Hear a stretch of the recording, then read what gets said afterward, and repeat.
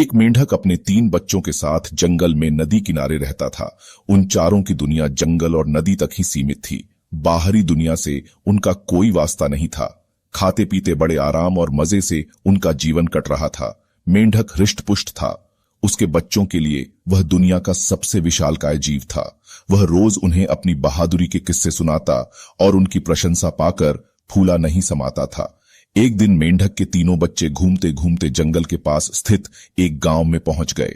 वहां उनकी दृष्टि एक खेत में चरते हुए बैल पर पड़ी। इतना विशालकाय जीव उन्होंने पहले कभी नहीं देखा था। वे कुछ डरे, किंतु उसकी विशाल काया को देखते रहे।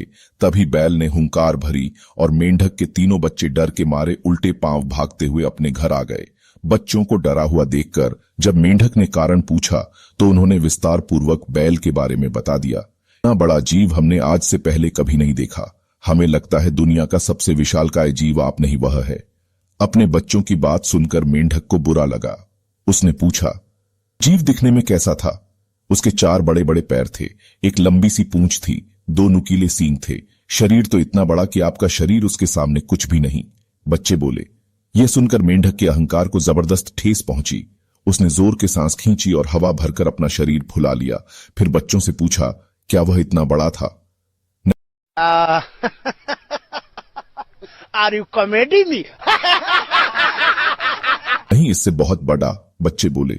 मेंढक ने थोड़ी और हवा भरकर अपना शरीर और फुलाया। क्या इतना बड़ा? नहीं नहीं, और बड़ा।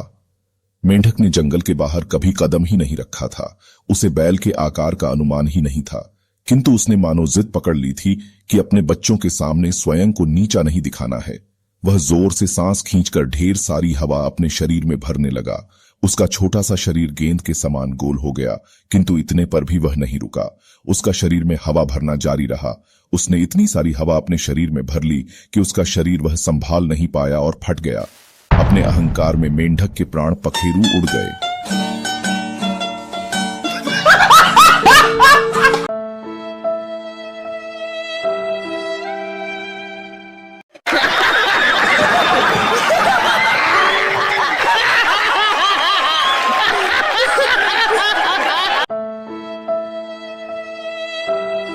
खत्म। Bye bye, tata, good bye, गया।